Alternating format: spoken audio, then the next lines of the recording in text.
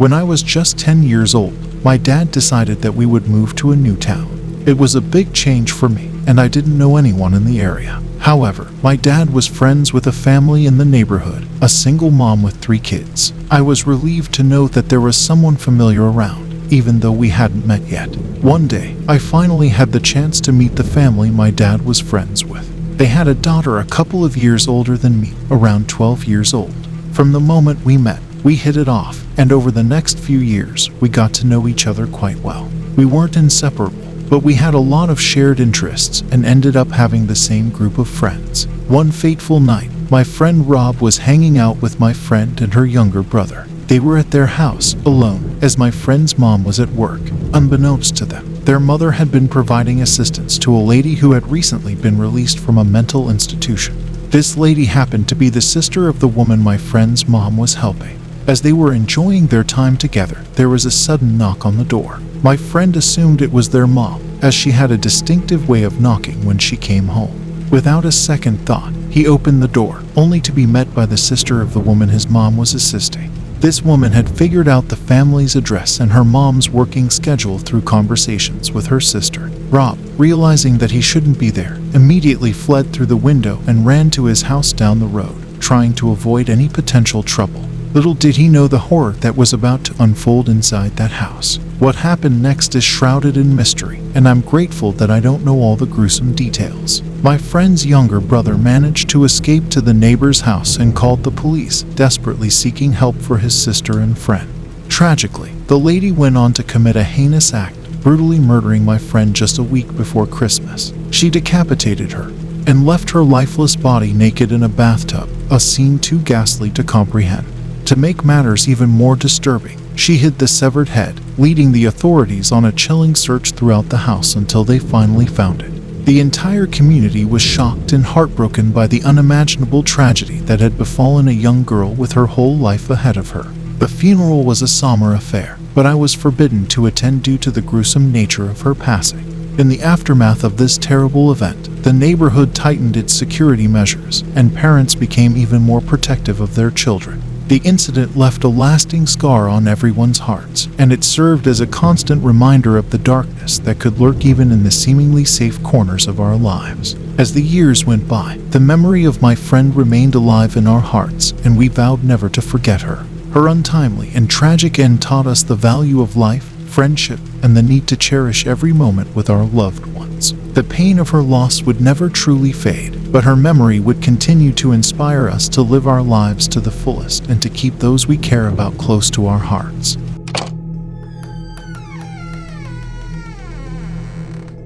"15 years ago, back when my wife and I were still dating, a chilling incident occurred involving her grandmother. It was a cold winter's evening, and despite having lost her husband just a year before, she remained active in the community by going to the library and volunteering her time there. The library provided her not only with an opportunity to exercise, but also a chance to socialize with others, making her days a little less lonely. On this particular evening, the library closed at 5, but there were a few extra tasks she wanted to complete before leaving. Consequently, it was getting darker outside as she started her walk back home. Although the distance was only about a mile, her route took her through lightly wooded areas in South Texas. As she strolled along, she became aware of someone walking behind her. At first, she didn't think much of it. After all, it was not uncommon for people to walk in the same direction.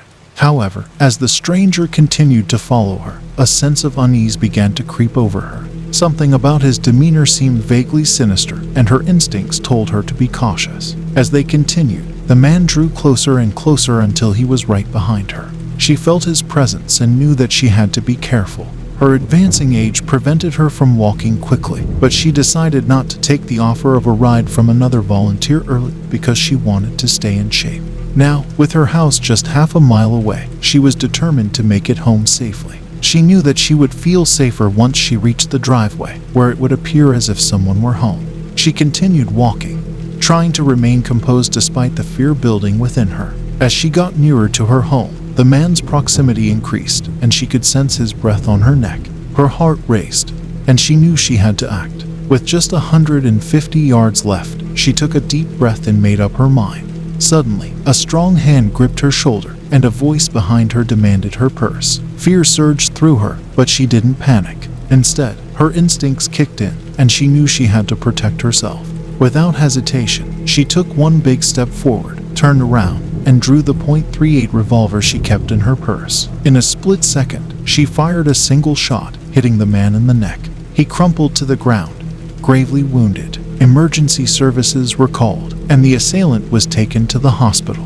However, due to the severity of his injury, he spent the next 5 years confined to the prison hospital before ultimately succumbing to complications. The incident left a profound impact on my wife's grandmother, and she carried the memory of that night with her until her last days. Despite having saved herself from harm, she couldn't help but lament that she pulled the trigger too soon.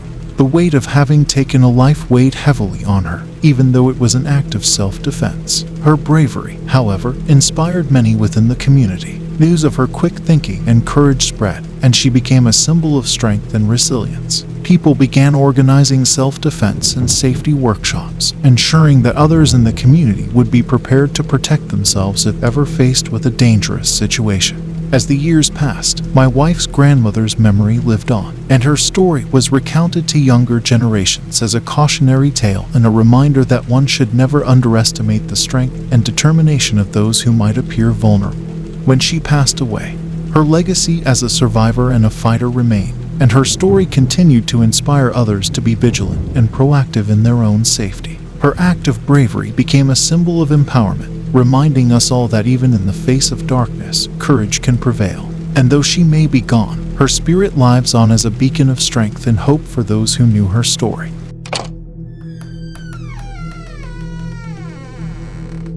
When I was young, around 8 to 11 years old, my older sister, who was 7 years my senior, used to babysit me whenever our parents were away. She was a heavy smoker back then, so whenever she needed a smoke, she would go outside to our parents' designated smoking area. I, being the annoying little sibling, would often follow her outside, playing around and pestering her as siblings do.